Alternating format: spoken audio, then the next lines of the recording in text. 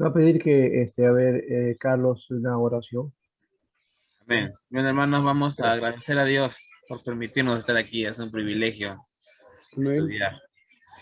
Amadísimo Padre Celestial que estás en los cielos, gracias Padre amado por permitirnos estar aquí reunidos, Señor, a través de la plataforma Zoom, aprendiendo cada día tu palabra, Señor. Nunca me cansaré de decirte que es un privilegio, Señor, Sí, Señor. aprender de ti, Señor, para formarnos como buenos obreros tuyos, Padre. Gracias, Padre bendito. Oro por mis compañeros que aún no se conectan. Apresura sus pasos, Padre, para que podamos Señor. todos ser bendecidos con la clase del día de hoy. Gracias, Papito lindo. Te lo encomendamos todo en el precioso y bendito nombre de Jesús. Amén. Amén. Amén. Amén. Gloria a Dios. Muy bien. Amén. Nosotros en sexta semana, tienes razón. Entonces tenemos ya 2 semanas de introducción, de historia, comienzo del primer periodo. La tercera semana fue la época monárquica, la iglesia perseguida. La cuarta fue la iglesia imperial. La quinta es sobre el papado, ¿no? Y vamos a continuar ahí todavía, porque ahí nos quedamos en esta parte. Y vamos a ver hoy día la cuestión de cómo se va desarrollando el cristianismo y luego la división del imperio que finalmente termina esta época que también se conoce como etapa también, bueno, es la etapa final y que empieza aquí en la iglesia imperial que sería la iglesia medieval, ¿no? Entonces por ahí estamos nosotros trabajando este aspecto, ¿ya? Eh, Vamos a ir entonces al material aquí para mirar entonces lo que nos corresponde ahora en este trabajo. Bien, habíamos estado hablando de la Iglesia Imperial y habíamos hablado algo sobre el papado, ¿no? Ya hemos trabajado este aspecto también de alguna manera y nos faltaba a nosotros hablar eh, sobre, bueno, Monacato ya hemos hablado también, este, trabajar aquí algunos elementos que tienen que ver con la posición de la iglesia. ¿Ya? A ver, sí. Aquí estamos, esto de Electe Milán ya hemos hablado. Esta es la parte de la iglesia que se llama Santa Sofía, que ahora es una mezquita en Turquía, en Estambul, antes llamada también Constantinopla, ¿no? Y hemos hablado de la división del imperio también, ¿no? Esto que se va a dar en el 4, en alguna manera, esta división del imperio entre el Oriente y el Occidente, ¿no? Eh, de alguna manera va a afectar después, o mejor dicho, dentro de las situaciones de cada emperador, de cada gobernante, que quiso tener su prevalencia, su dominio. Dentro de eso, Constantino se le puede decir que a él se le debe la unión nuevamente del Imperio Romano, porque estaban separados en diferentes grupos. Pero esto no fue tan rápido, ¿ya? Porque en el tiempo de Teodosio, ¿ya? Ahí se dividió el Imperio Romano en oriental y occidental, ¿no?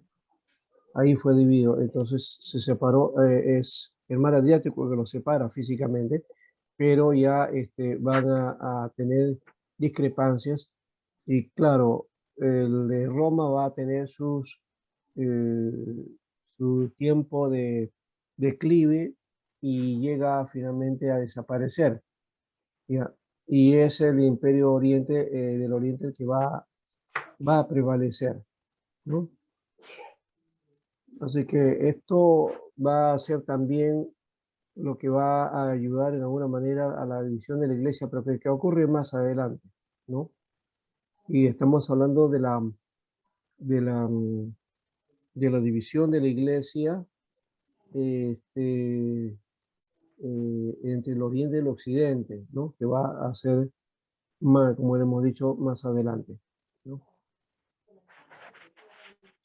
Entonces hay, a pesar de esto, los sucesores, ok, ya hemos dicho, Constantino, él quería, bueno, unificó el imperio, cesaron las guerras en alguna manera, ¿no?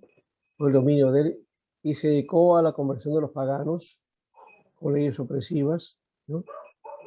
Y inclusive el hijo de Constantino, ¿no? Él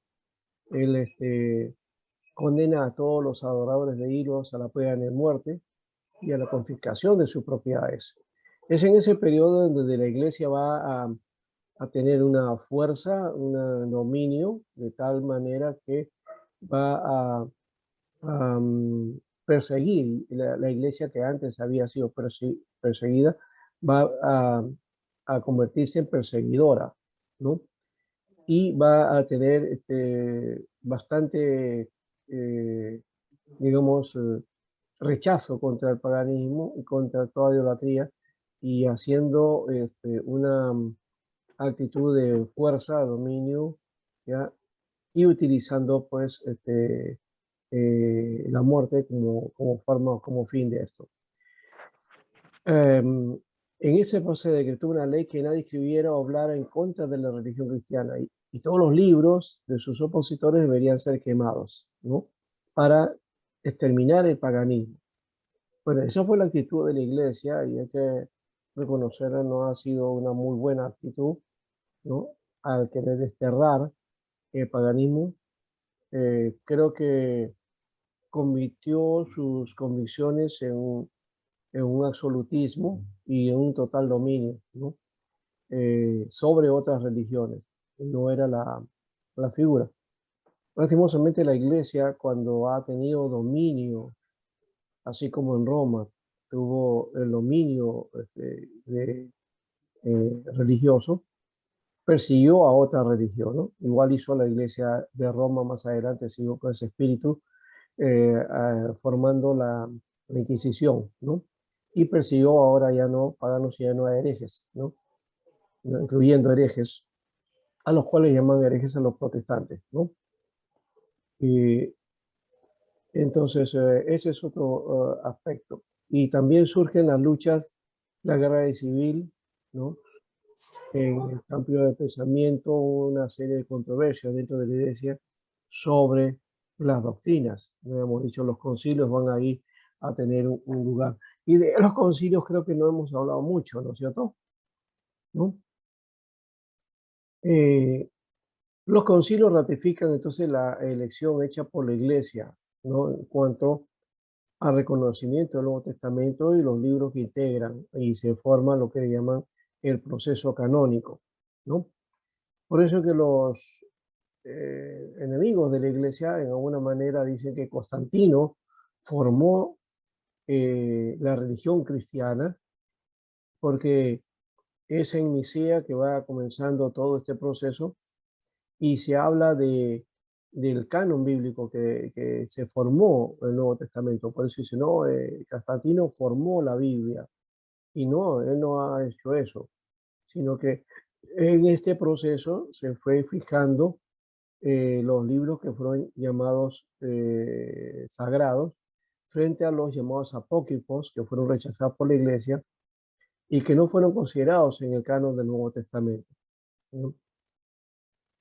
Los concilios entonces establecen la doctrina y los dogmas ante las diversas herejías que se levantaron al interior de la iglesia.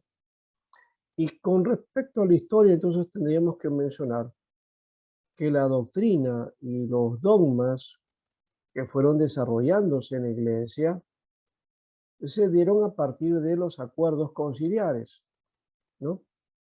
Así que lo que tenemos ahora como doctrina, ¿no? Son parte de, o son resultado de estos concilios. No es la doctrina específicamente la que enseñaban los apóstoles o la iglesia primitiva, Ahora, hay que aclarar este aspecto también, porque no vaya a ser uno, mira que estamos diciendo acá, como que esta doctrina entonces no son cristianas. No, estamos hablando de que las iglesias del comienzo no tuvieron un cuerpo doctrinal ni dogmas, ¿no?, que defender. Lo que tenían era la enseñanza bíblica, la enseñanza apostólica, que también se le conocía como doctrina apostólica, que fue heredada por las siguientes iglesias. Lo que pasa es que en el desarrollo de la historia de la iglesia, ¿no?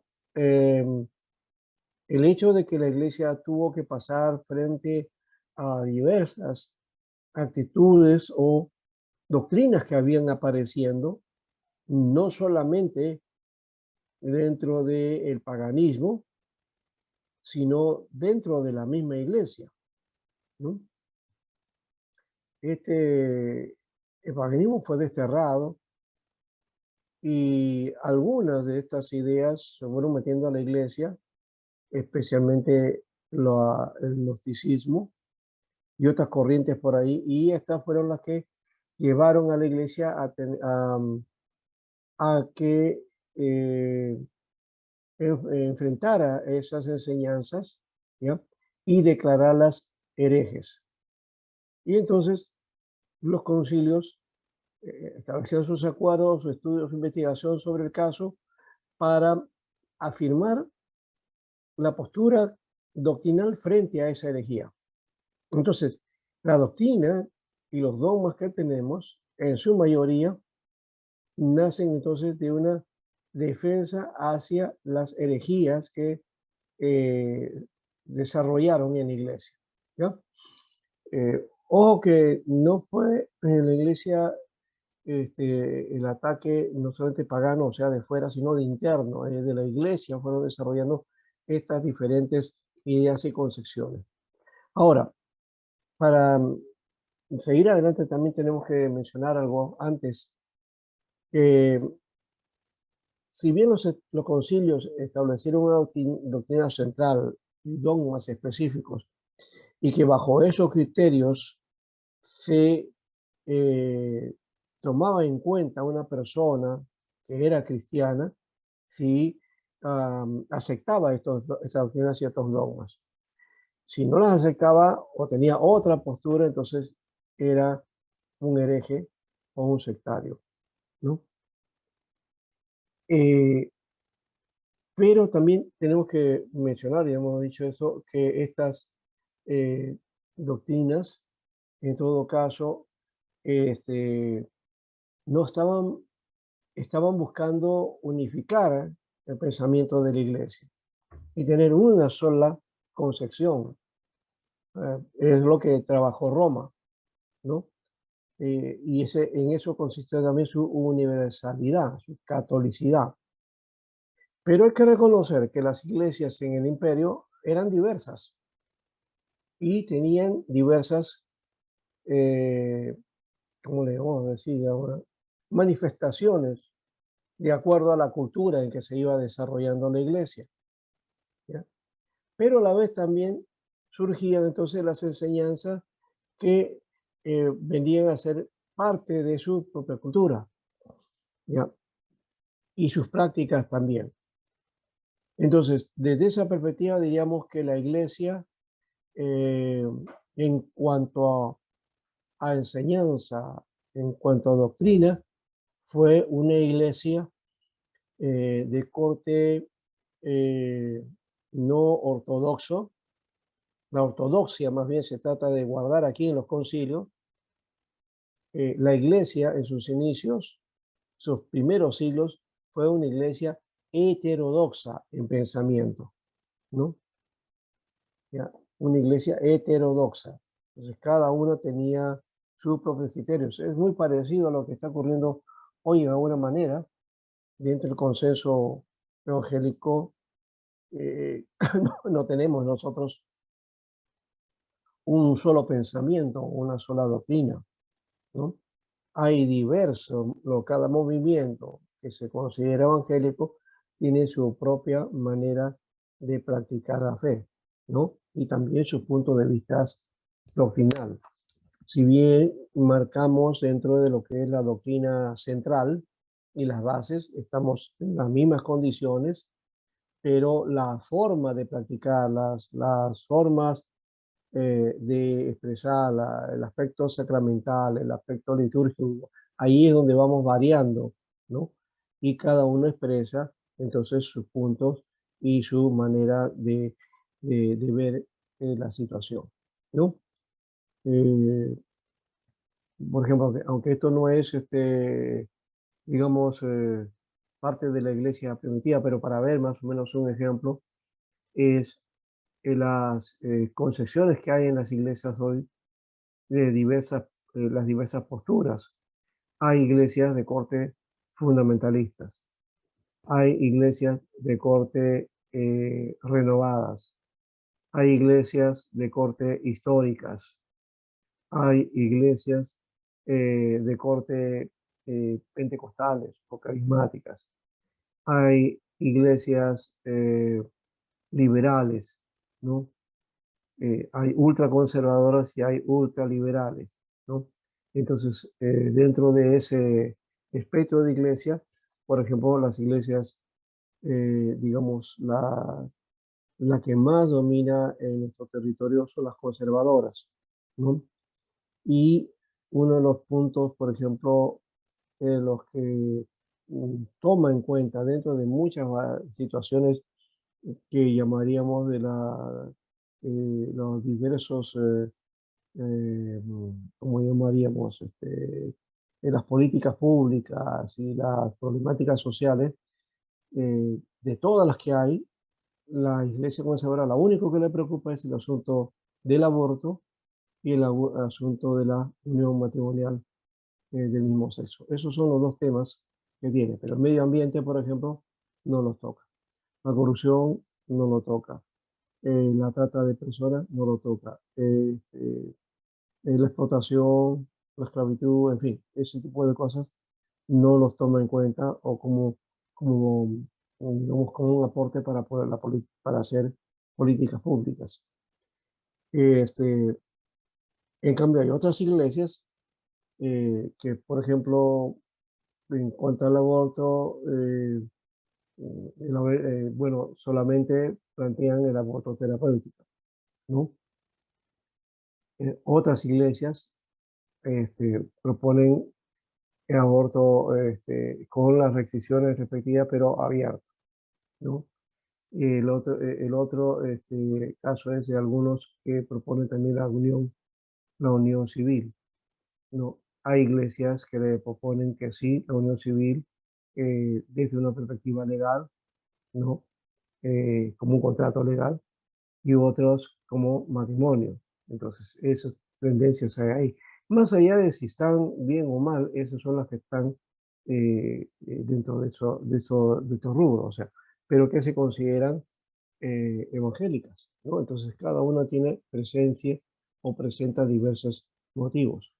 Los metodistas, por ejemplo, se dedican al aspecto social, ¿no? A, a intervenir en, en la problemática social. Las iglesias carismáticas no lo hacen. Lo que hacen es ayuda asistencial, ¿no? Pero no tocan temas que son álgidos o situaciones en donde puedan dar una propuesta clara con respecto a eso. Entonces son miradas diferentes. Algunas iglesias, por ejemplo, participan en política, otras no participan en política, ¿no? Por su propia naturaleza, por la propia denominación, lo impide. O dentro de sus estatutos está ese elemento, pero otras sí son abiertas. ¿Ya? La mayoría que en este momento se desarrolla son de corte conservador y de derecha, ¿no? Son las que están por esa tendencia. Son pocas las iglesias o denominaciones que proponen, digamos, una propuesta más social o más de izquierda, ¿no? Que las hay también, pero son pocas. Y entre ellas pues se niega, pues, ¿no? Entre ellas se niegan diciendo que esa no es verdad. Entonces, el que es de derecha dice, el cristianismo no puede ser, ¿no? De izquierda. Y los que tienen su derecha socialista dicen, no, no, la iglesia no debe ser, tener los principios de derecha porque esto y esto y el otro. En fin, esas son las diferencias que se tienen, ¿ya? Y, y bueno, algunos por ahí pueden juzgar si esto es bueno o eso no, eso ya es otra cuestión que se utiliza dentro de ese aspecto. Yo solamente estoy mencionando históricamente y cómo ese balance de cuántas concepciones hay dentro de la iglesia, ¿no? Por ejemplo, el asunto sobre la eutanasia, ¿no? Eso también, hay un tema por ahí que trabajar que la iglesia no lo toca y posiblemente una iglesia más abierta diría, bueno, está bien, ¿no? ¿No? Y tiene su punto de vista con respecto a eso y tiene su peso, sus argumentos, ¿no? Que no lo vamos a establecer aquí porque no es nuestro tema. Solamente lo estaba tomando como esto que, digamos, cómo se va desarrollando la iglesia en sus comienzos y cómo hoy día también tenemos la iglesia, ¿no? En su desarrollo. Ahora, en aspecto doctrinal también ahí hay otro conflicto. Hay iglesias, por ejemplo, la mayoría de las iglesias son trinitarias, ¿no? La mayoría son trinitarias. Pero también hay iglesias que son, este, ¿cómo le llamaríamos? No, Los unitarios en Estados Unidos. unitaristas, ¿no? Sí, los unitarios, ¿no? Pero son iglesias cristianas, solo que desde otra mirada, los que son trinitarios niegan a los unitarios, ¿no? Como que no son creyentes. Pero eso es también otro aspecto que nos diversifica, nos divide más y, en fin, nos hace ahí con un conflicto, ¿no? Y bueno, y no sigo más allá porque hay muchas diversidades, pues en todo caso, ¿no? Que eso ya no mira la realidad y que no es, digamos, nuestro tema de trabajo ahora, solamente lo estoy mencionando, ¿no? Y habría que trabajar un poquito más sobre eso, pero ya en su momento, de repente, en otro estadio de la historia, trabajar eso, por ejemplo, en la historia contemporánea. Ahí podríamos trabajar ese aspecto, ¿no? Bien. Entonces aquí ya hemos hablado de estos concilios, ¿no? Nicea, Constantinopla, Calcedonia. De aquí hemos hablado de este asunto de los arrianos también y las controversias sobre la naturaleza de Cristo que propone Arrio, ¿no? Y que Apolinario pues va a enfrentar en este aspecto, ¿no? Ya. No, perdón, es ese de Arrio. El Apolinario más bien es la controversia sobre la naturaleza de Cristo y que Apolinario declaraba que la naturaleza divina toma naturaleza humana, ¿no? Y que no era hombre, sino Dios en forma humana, ¿no? Un poco al estilo griego. En fin, esa herejía fue condenada después en el concilio de Constantinopla, 381, ¿no? Y aquí pensaba él que su pensamiento platónico, usaba la filosofía platónica, cuando plantea él que dos naturalezas completas no podían formar un solo supósito, o sea, un solo ser, ¿no? Así que como no se puede mutilar la naturaleza divina, se mutiló la naturaleza humana, ¿no? Dentro de estos concilios se habla ahora de que Cristo tiene las dos naturalezas, ¿no? Naturaleza divina y naturaleza humana. Inclusive hasta los toman como diferentes, son dos naturalezas y una sola persona. Desde la filosofía decía, no puede ser eso. En todo caso, esto se plantea como la unión hipostática, ¿no? Se refiere a eso como en lo que se llama la unión hipostática. Pero de aquí se desemboca en el monofisismo, o sea, el que tenía una sola naturaleza. Y ahí también viene a ser otro aspecto, pues algunos, entonces, la iglesia es diofisita en cuanto a la naturaleza de Cristo, o sea, tiene tanto naturaleza humana como naturaleza divina. Eso es lo que triunfó desde el concilio. Pero hay también monofisitas que creen que el Cristo tiene una sola naturaleza y unen lo divino con lo humano como una sola, ¿no? Ese es el otro elemento que no aceptó entonces este concilio, ¿ya? Y que no triunfó, pues, pero es uno de los pensamientos que hay en algunos lugares. En relación al pecado, también Pelagio, hemos visto también ese aspecto, cuando él habla de que cada alma tiene, no hereda el pecado de Adán. Esto es muy parecido al pensamiento judío. El judío también dice que no heredamos el pecado de Adán, ¿no? Y cada uno entonces dice, hace su propia elección, ya sea de pecado o de justicia. Aquí entonces deja lo que se conoce como el libre albedrío, ¿no? Que cada voluntad es humana y cada alma es responsable de sus decisiones, ¿ya? Eh, pero acá se llama esto el pelagianismo con respecto a esto de la pecaminosidad que no se hereda, ¿no? Bueno, en todo caso, él dice que el hombre, ser humano, tenía su libertad y es capaz de obrar el bien por sí mismo, sin auxilio sobrenatural, y que con sus fuerzas puede evitar todo pecado, ¿no?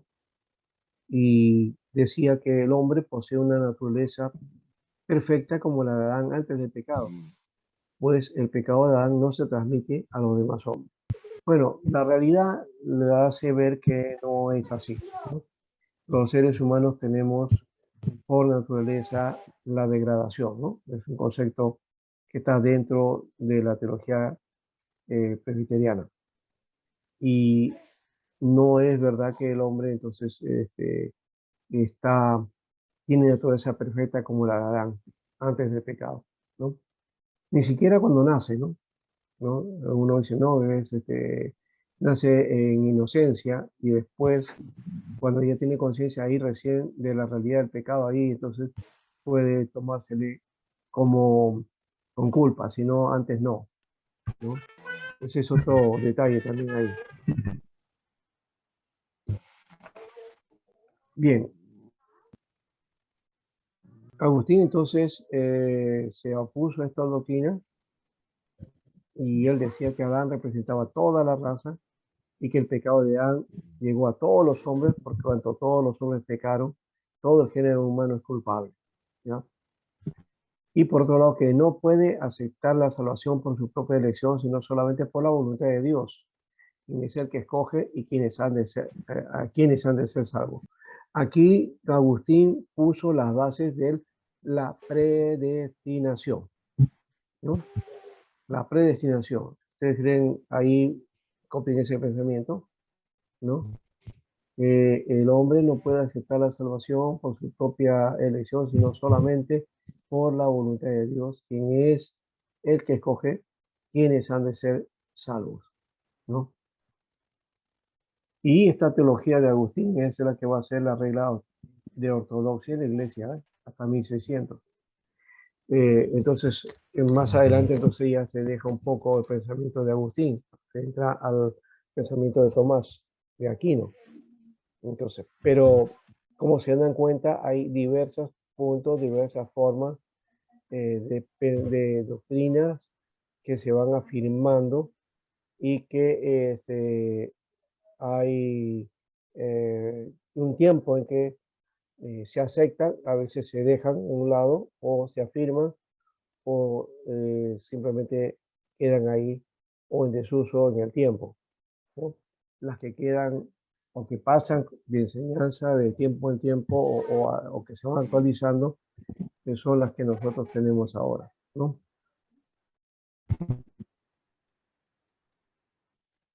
Eh, Esto del monacato ya lo hemos visto también, ¿ya? Y habíamos hablado también de estos y del progreso papal y esta parte también, ¿no? Muy bien. Ahora hay una parte que debemos tomar sobre esto. Ya estamos aquí en la iglesia que conocemos como, no, esto todavía es. Hasta aquí ya se estaba formando la iglesia del imperio, ¿no? Y hemos hablado de esto, ¿no? De cómo los hunos fueron derrotados con la fuerza, con la muerte de su jefe Atila, y en el 451, pero en el año 473, otra pequeña tribu de germanos, los érulos, con Odoacro, toman Roma y destроnan al niño emperador llamado Rómulo Augusto, ¿ya? Y desde ese año el imperio romano occidental desaparece, el 476. Recuerden ese dato también, el 476 desaparece el imperio romano occidental y cuando Odoacro toma Roma y destrona a Augusto el Pequeño, ¿no? O a Rómulo Augusto, ¿no? Que era el emperador, que bueno, era un niño también. La caída del poder imperial de Roma va a aumentar entonces la influencia de la iglesia que está en Roma y sus papas a través de toda Europa, y la iglesia ahí va a perdurar conservando pues su posición imperial, va a tener todo dominio. A partir de ahí surge una iglesia con todo poder, con toda fuerza, tanto política, social y religiosa, ¿no? Va a dominar por toda la Edad Media, ¿no? Esa parte que tenemos que ver más adelante en la época de la Edad Media es que se va a trabajar más adelante, ¿no? Bien, entonces este es el panorama que tenemos de esa iglesia, ¿ya? Y aquí pasaremos a esta parte de la iglesia medieval, que es la que va a dominar, y hemos dicho todo el aspecto, y aquí habíamos trabajado sobre el papado, ¿no? Que tiene entonces su tiempo, su fuerza, en su momento, ¿no? Y este, de todo esto, entonces, el progreso del poder papal es importante, va a hacer que el Papa de Roma se afirme como obispo universal y cabeza de la iglesia, y desde Roma va a gobernar, ¿no? A todas las naciones, sobre todo los reyes y emperadores, ¿no? Y hemos hablado también que tuvo 3 periodos, este proceso papal, ¿no?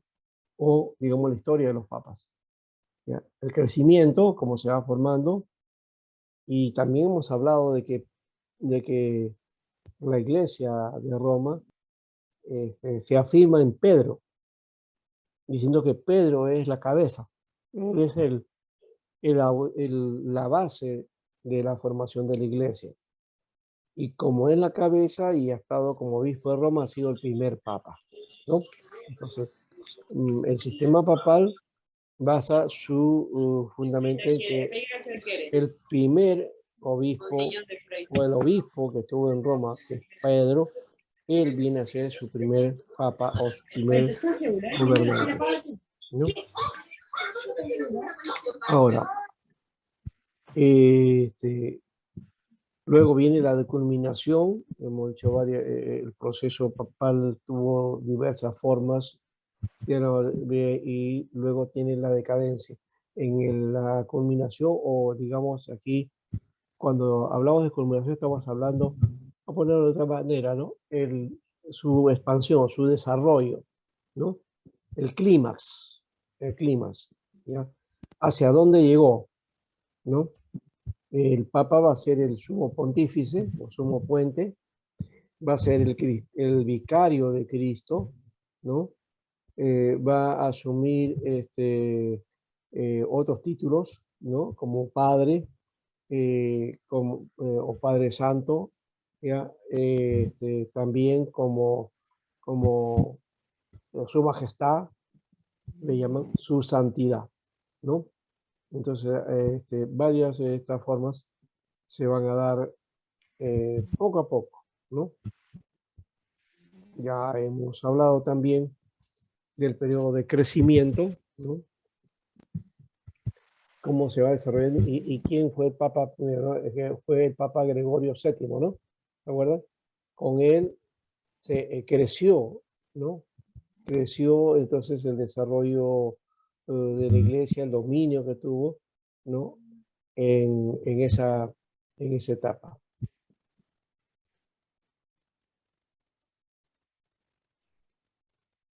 Y también hemos dicho que entre 1073 y 1216 no hay 150 años de donde el papado tuvo poder absoluto sobre la iglesia y las naciones en Europa, ¿no?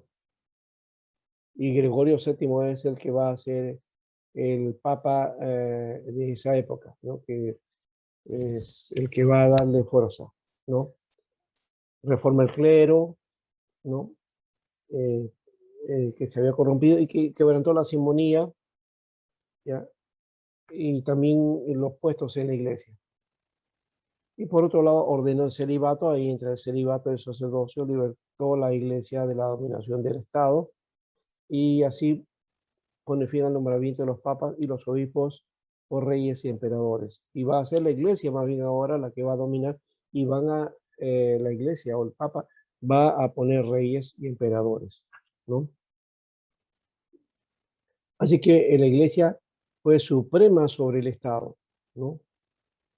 Tenía todo el dominio y estaba por encima del Estado, ¿no?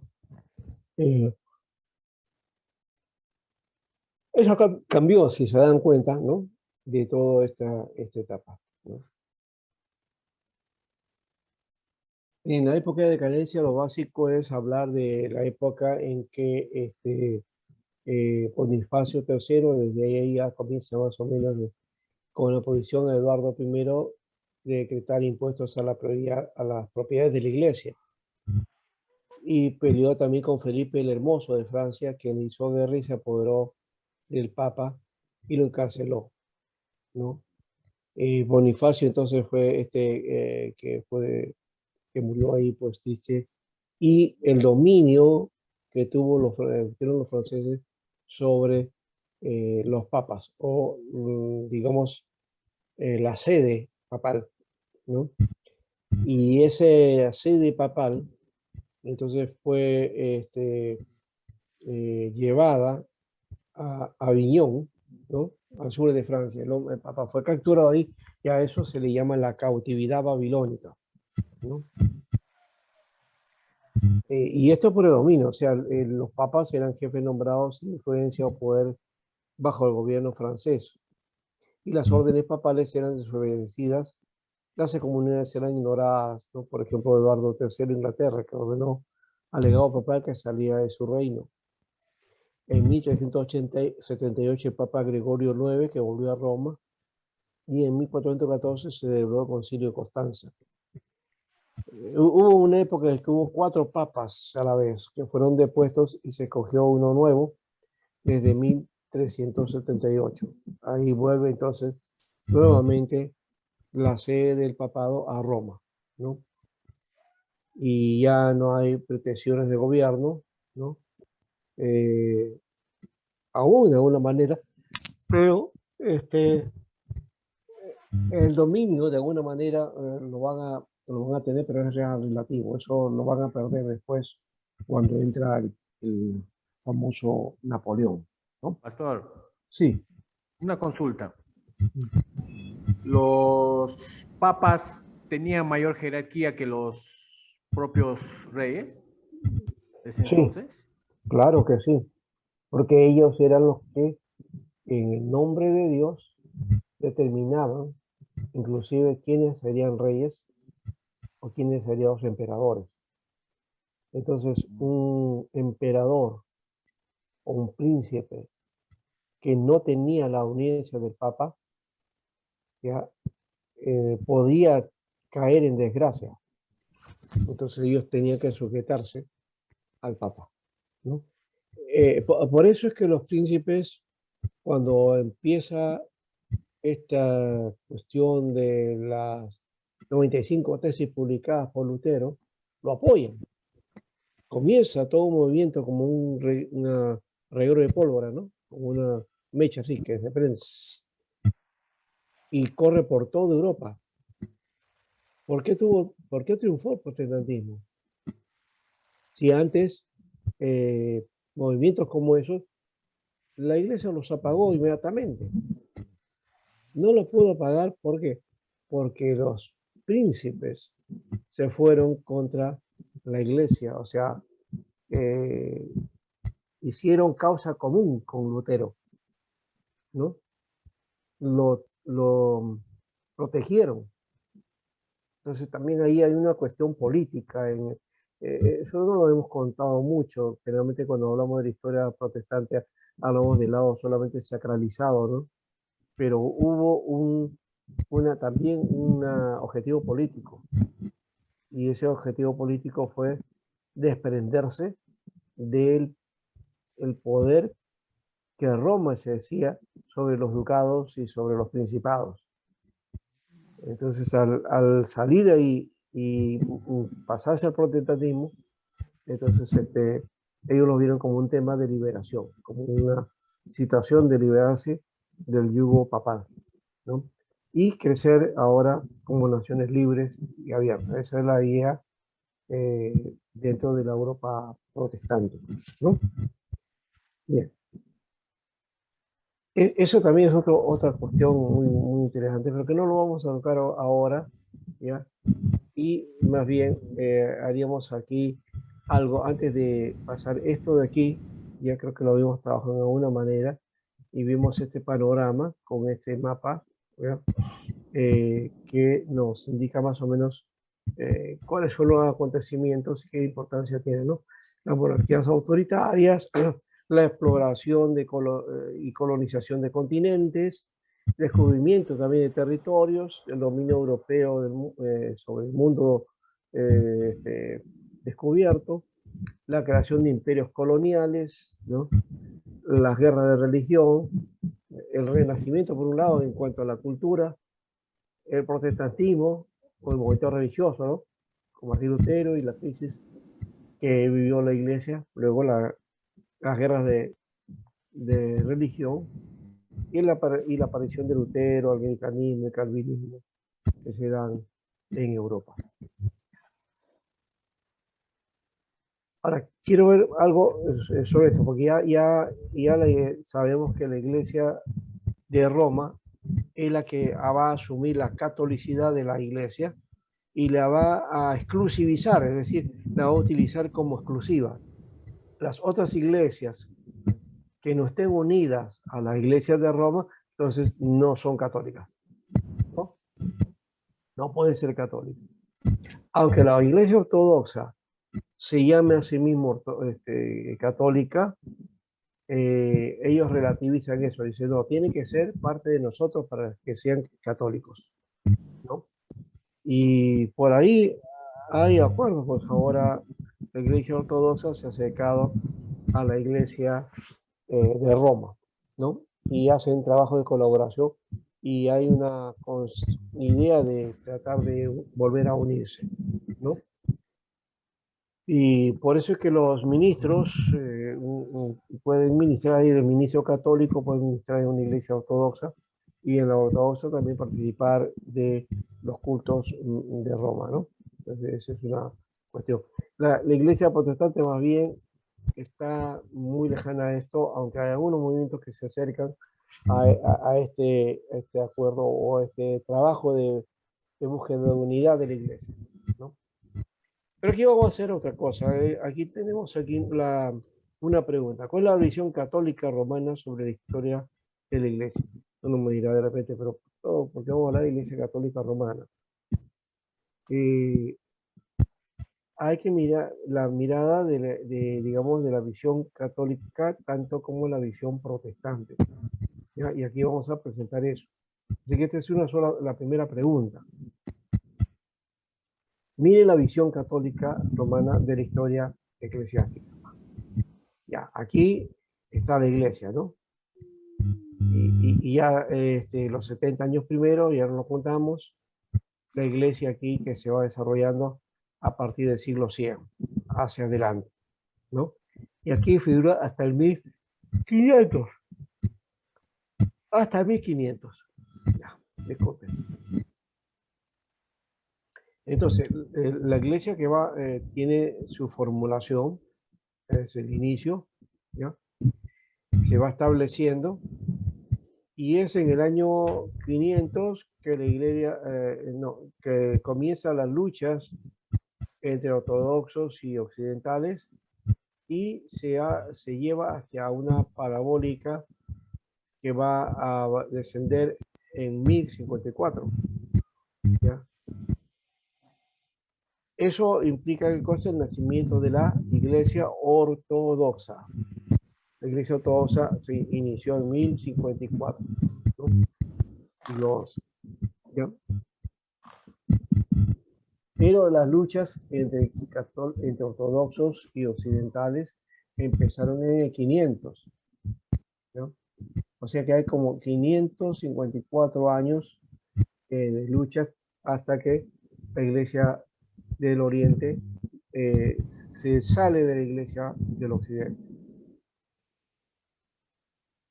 El protestantismo, esta es la mirada, digamos, que pone entonces, y es el énfasis que le he dado también, ¿no? Que la iglesia ortodoxa sale de la iglesia católica. Pero también el protestantismo que empieza por 1200, ¿no? Ya en 1900 hay movimientos, se van dando olas de movimientos, ¿no? Sub y baja, ¿no? Y que esto van a salir por los cátaros, los lardos, los del movimiento de Pedro Baldo, los husitas, ¿no? En fin, todos los que van a ir manifestándose, ¿no? En Europa hasta antes de Lutero, ¿no? A los que se les llama, o se les conoce a algunos como los prereformadores, ¿no? O los precursores de la reforma, ¿no? Se dieron más o menos por estos 300 años, ¿no? Ya, desde 1200 para arriba, entonces hubieron mucho. Ahí está el caso, por ejemplo, de Juan Wycliffe, ¿no? Mencioné a Pedro Baldo, bueno, Juan Hus, ¿no? Y otro más que estaba, Savonarola, Jerónimo Savonarola, también otro que apareció antes entonces que Lutero y que, bueno, muchos de ellos tuvieron que pagar con su vida la afrenta hacia la iglesia porque según ellos se habían revelado a la iglesia y ya no querían sujetarse a esta iglesia, ¿no? Bueno, esta es la visión entonces de la iglesia católica romana, que la iglesia central, en la línea que está arriba, la línea que no cambia, recta, ¿va? Ese es el catolicismo romano. Y entonces todos los que, digamos, salieron, ¿no? Bueno, entonces ya no son iglesias, la ortodoxa y la protestante. Eso es lo que pone en visión la iglesia de Roma. ¿Cuál es la visión de la iglesia, de la ortodoxia sobre la historia de la iglesia? Porque esta es la forma en que cuentan la iglesia, perdón, cuentan la historia, la iglesia católica romana, desde su perspectiva católica, ¿no? Aquí vamos a ver la perspectiva ortodoxa. Igual, son las fechas, solamente que hay que mirar por dónde vaya. Entonces, la iglesia es la línea central, ¿no?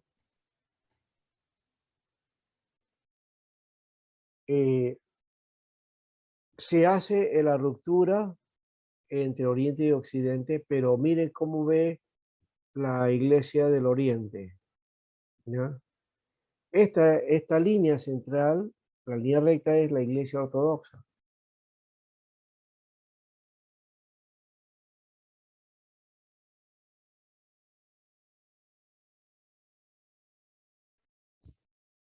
La iglesia se ha salido, no la iglesia ortodoxa, sino la iglesia en Occidente ha salido. Y por entonces esa, digamos, disociación o aislamiento de la iglesia como iglesia de católicos romanos e iglesias protestantes también, ¿no? Porque no va a reconocer el protestantismo también. Escuchábamos unos sacerdotes ortodoxos que no aceptan de ninguna manera.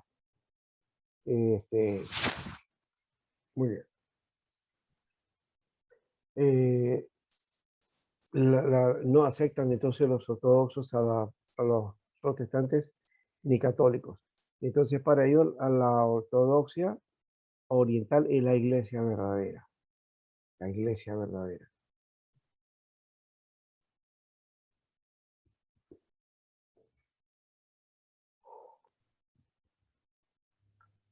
Fíjense que entonces en este cuadro de la historia eclesiástica vista de la visión oriental, ponen a la iglesia católica romana y protestante como aparte de la iglesia que es verdadera, según ellos, que es la ortodoxa. Vamos a ver ahora la visión protestante de la iglesia, porque, o sea, hay tres miradas aquí, ¿no? La mirada católica, la mirada ortodoxa y la y la mirada mirada protestante. protestante. Entonces, es el mensaje del Evangelio, la centralidad, no es la iglesia.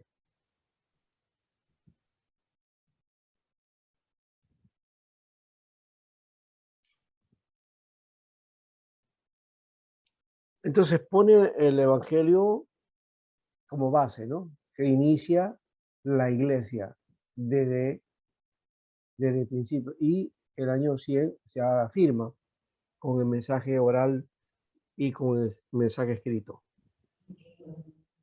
Pero también esta iglesia, que es la iglesia, ¿cómo llamaríamos? Comprometida, ¿no? ¿Ya? De ahí van a salir la iglesia ortodoxa. De ahí va a salir.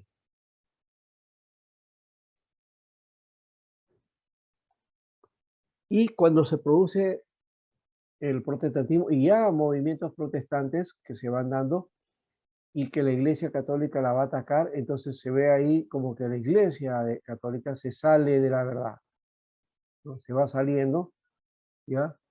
Hasta que aparece la ortodoxia y ya la iglesia católica está fuera de los propósitos del evangelio. Esa es la visión protestante de la historia de la iglesia. ¿Te das cuenta? O sea que las tres movimientos cristianos fuertes, cada uno tiene su propia concepción. Aquí la protestante es que la iglesia se corrompió, ¿ya? Entró la corrupción y hay una pérdida del evangelio, ¿no? Perdió el evangelio. Entonces hoy día, claro, la iglesia hoy día de Roma trata de rescatar el evangelio con un mensaje que es integral y que tiene visos evangélicos y visos bíblicos también de paso, ¿no? Curiosamente la iglesia evangélica lo ha hecho al revés, más bien, ¿no? Y muchas veces practica algunos elementos que no son evangélicos, ¿no? Como por ejemplo la individualidad, ¿no? El individualismo que marca mucho, y esa es una marca que viene de las iglesias de influencia americana, ¿no? La individualidad y el principio comunitario lo dejan de lado, excepto para la cuestión del culto nada más, ¿no? Creen que el culto de ahí es la comunidad, pero después cada uno practica su fe y dará cuenta a Dios cada uno de aquello que ha hecho en su fe. Por eso que siempre la aplicación es esa en la consejería, ¿no? Entonces hay una necesidad de una restauración de la iglesia, ¿no? ¿Por qué? Porque ya ha salido, entonces lo asume desde esa perspectiva, ¿no? Como una restauración que necesita la iglesia, tanto la ortodoxa como la iglesia protestante.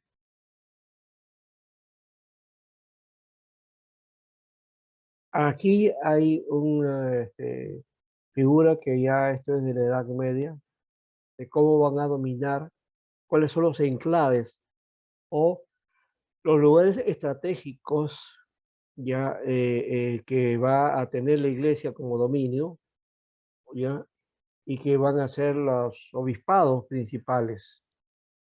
Recuerden, no solamente aquí en estas ciudades, estas 5 habían obispados, había un montón de obispados, cientos de obispados. En Turquía había muchos, ¿no? En Grecia también, en África ni que se diga, había muchos, pero ya más o menos en el siglo V o VI había una fuerza, porque estas ciudades habían sido parte del imperio, se los va a reconocer como ciudades claves, y son los 5 obispados que van a estar en la iglesia primitiva, que van a tener dominio y van a tener prevalencia. Por ejemplo, la de Roma. En Roma va a tener una estrategia y un dominio que va a hacer pues todos estos territorios, ¿no? O sea, dominio religioso y político. Constantinopla, por ser la capital del imperio bizantino, o del imperio, más bien dicho,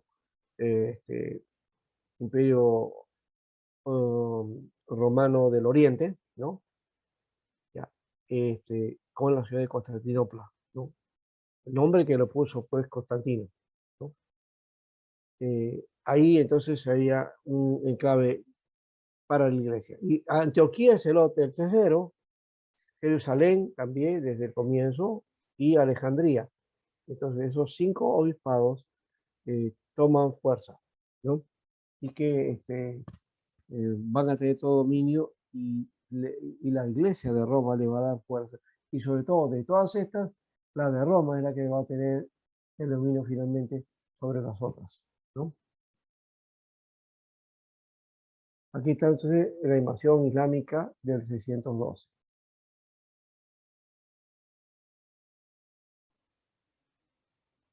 Hasta ahí tenemos y la división que habíamos mencionado anteriormente de la Iglesia Católica, o sea, la Iglesia Occidental y la Iglesia Oriental, ¿no? Aquí está la otra invasión islámica de 1453, donde aquí Constantinopla es tomada, ¿no? La Iglesia Oriental se establece al norte y la ortodoxia rusa viene a ser la primera iglesia ortodoxa hoy en día. Entonces, la Iglesia Ortodoxa rusa es la primera iglesia ortodoxa. Muy bien. ¿Alguna pregunta aquí? Si no, vamos a ir al descanso, ¿no? Pastor, ¿y todos estos sucesos ocurrieron dentro de las 8 cruzadas? No, no, no. Las cruzadas son anteriores. Las cruzadas, hablar de las cruzadas, eso vamos a hablarlo ahora, ¿ya? Pero esto fue en este periodo, ¿ya? Y está más o menos acá, en el periodo de las cruzadas. Eso no hemos hablado todavía, pero sí es parte de esa figura, ¿ya? Por una consulta, en el caso de la iglesia copta, ¿se divide juntamente con la iglesia ortodoxa o se divide posteriormente de la iglesia ortodoxa? La iglesia copta es ortodoxa. Es iglesia ortodoxa. Ah, es iglesia ortodoxa. Sí, sí, sí. Entonces, ¿la separación de nombre a qué se debe? ¿Por zona Quizás geográfica? por la cuestión cultural. O sea, hay iglesias, la iglesia copta es Egipto, es en Egipto, ¿no? Sí, sí. Pero todas las que están en el oriente son iglesias de corte ortodoxa. Sí, claro, hay algunas que no tienen influencia, ¿no? La iglesia de Etiopía, por ejemplo, ¿no? Que tiene su propia característica, ¿no? Ya. Sí, pues nosotros he hecho un periodo hasta el final y habíamos hablado de la comunidad babilónica, sí, pero acá vamos a hablar de dos cosas. Uno de Mahoma, que no hemos hablado de este asunto, ¿ya? Y había que ir acá a esta figura mejor. Ya. Nos fuimos aquí hacia esta y creo que es importante también. A ver, esto ya es otra cosa, sobre la historia de los movimientos protestantes. Esto no lo vamos a hacer. ¿Ya? Un poquito que hemos avanzado, pero acá esta es la pantalla. Acá. Esta de aquí, entonces, falta entonces no hemos hablado mucho de Mahoma, entonces hay que hablar de esta parte. ¿Ya? Creo que sí hemos hablado de las grandes universidades y el arte, la música, la literatura, música. Acá de estos eruditos también hemos hablado y nos quedaban las cruzadas, ¿no? Las cruzadas. Y luego la próxima semana pues hablar de los principios de la reforma y todos estos grupos que necesitamos también trabajar, ¿ya? Entonces, ahora vamos a hablar de las cruzadas, ¿ya? En la segunda parte, ¿te parece? ¿Ya? Y antes de las cruzadas vamos a hablar de Mahoma, ¿ya? Antes de eso, vamos a hablar un poco de Mahoma primero, vamos a retroceder un poquito y vamos a Mahoma. Esta es la etapa que estamos ahorita, ¿no? 476 a 1453, ¿no? Ya he contado con la caída del Imperio Romano, pero vamos a desarrollar algunas partes todavía de esto que nos corresponde, ¿ya? Ya ahí hemos avanzado un poco y ya la próxima semana, entonces, si no terminamos con lo de el Islam, y parte de las cruzadas, luego iríamos a los principios de vigencia, eso sería para la próxima semana, y ahí más o menos estaríamos bien. En esta etapa es que se termina ya el periodo que les he mencionado, pero podemos aplicar algunos detalles. Yo he trabajado esta parte, todo esto de aquí lo hemos trabajado, ¿no? Y aquí falta, ya hemos hablado de la separación también, esto, y que empiece en el 500, pero que se define en 1054. En este tiempo que aparece el Islam en Europa, el resurgimiento del Santo Imperio Romano, luego las cruzadas y la reforma. Esto creo que vamos a tener que extenderlo para la próxima semana. Tenemos que mirar estas dos, ¿no? ¿Ya? Muy bien. Creo que ahora se entiende, ¿no? Ahí está en el cuadro, creo que está mucho más grabado el asunto. Vamos al descanso, ¿ya? 15 minutos.